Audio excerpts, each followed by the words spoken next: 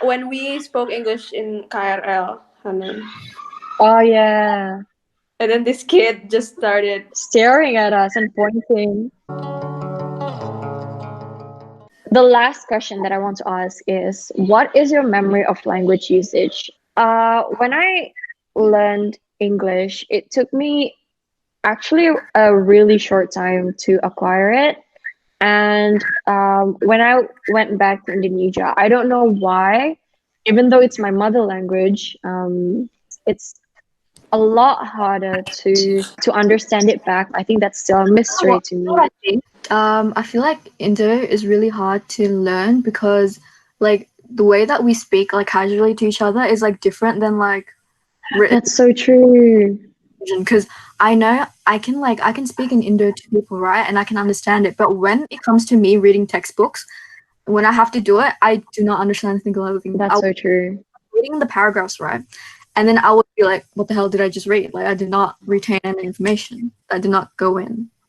But like whereas in English, I feel like spoken English and like textbook English is pretty much the same, but with just like extra like hard words in like the written part, but it's pretty much the same. When you're already accustomed to this kind of culture that you can speak casual, formal to like your teachers, but like in Indonesia, it's kind of like you have to show this degree of respect because of the seniority culture in Indonesian language.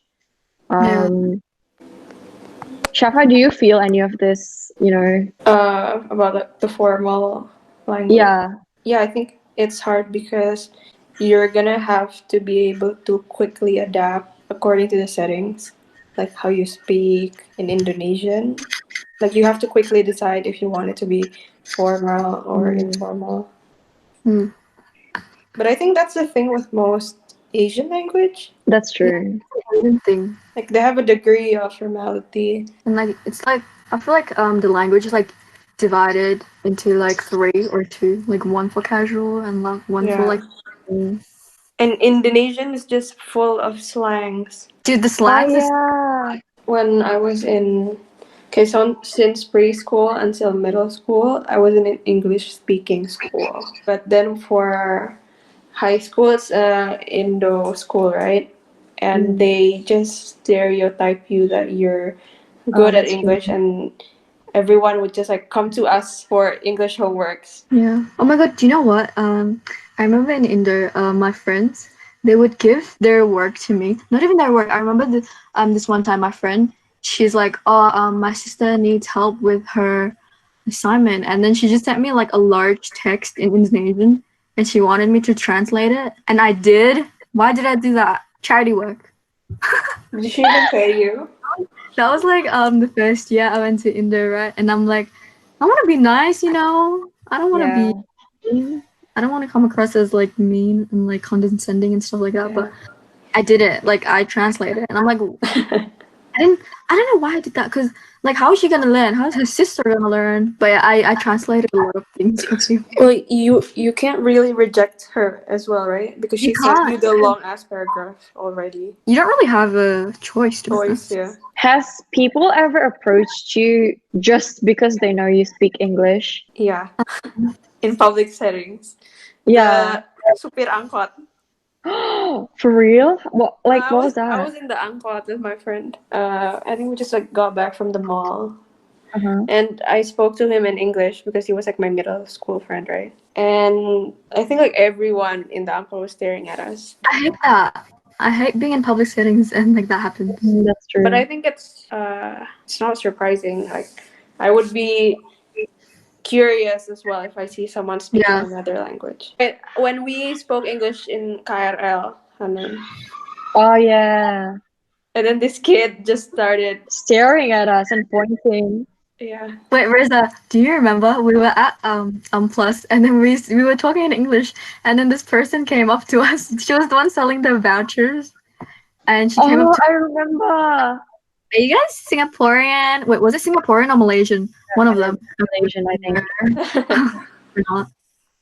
And Rifta was scammed. She was scammed I like to what is it? It was like this charity ticket, It was like a Oh my charity god. voucher charity for bundle Oh, voucher I thingy. know.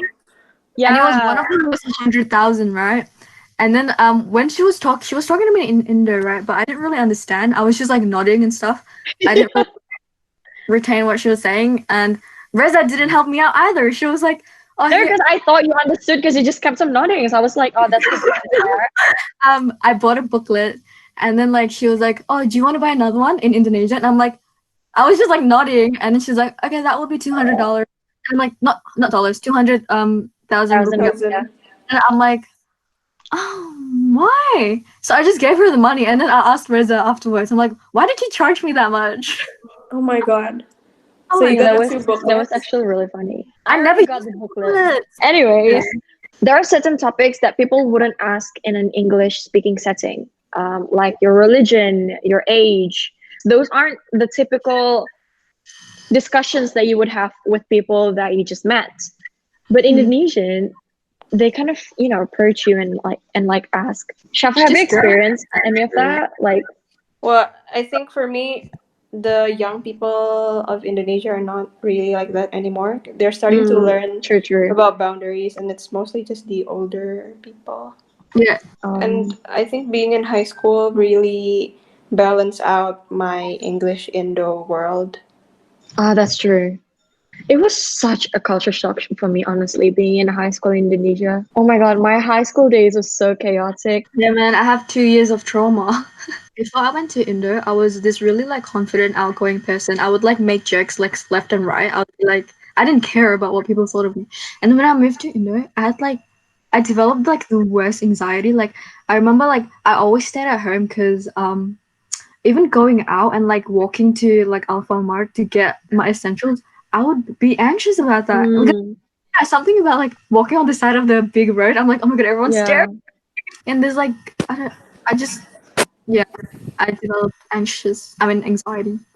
Now I can't be my normal self now. I had that Okay. little community of my debate friends. It was English debate, by the way, not Indo.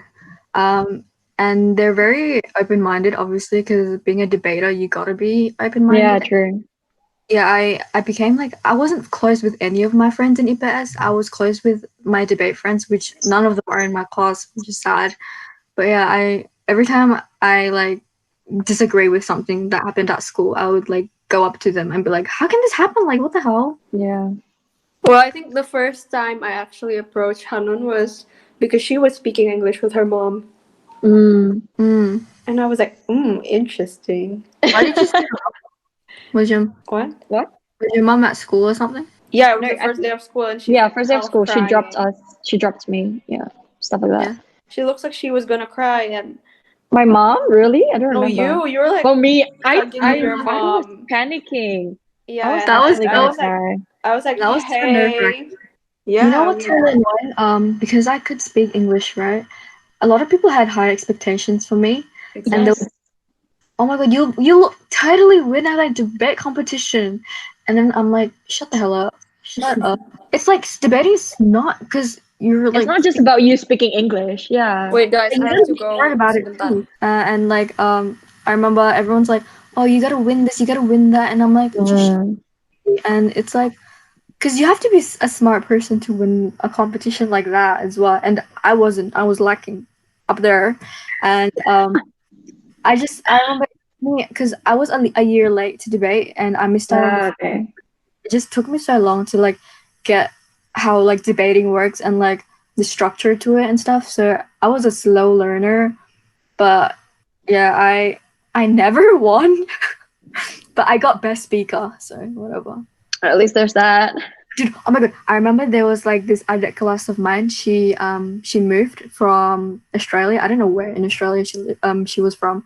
She moved from Australia, and then I remember she was in year 11, and she not 11, 10, and then she got straight into debate, and then like she won straight away, and then like I just felt this shame because I couldn't Okay. give that to my team or anything, and like my friends are like, oh look, she's winning and blah blah blah, and I'm like, Not and they're everyone can be the same.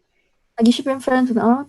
No, just because she is from Australia. And the thing is, it's because she's also fluent in Indonesian. She's fluent in both languages. And like she can understand, like she can adapt herself very well into the culture. And I couldn't. I feel like my learning was like put on hold.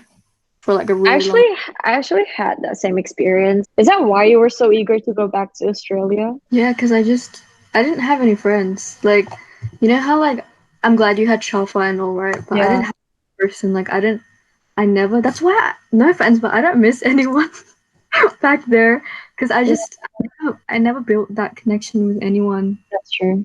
I remember in Indonesia, like my only like friend, like my only best friend is a Twitter friend. Like, I'm Oh, still with her now, and we're still like I'm still like the closest to her. Like she's my closest friend, and it's like I'm glad I had like a virtual best friend, I guess. But I don't know. I feel like you know how like there's that one person that just makes it like a lot better for you. yeah, so I think that's it, guys. Thank you for having a sit down with me.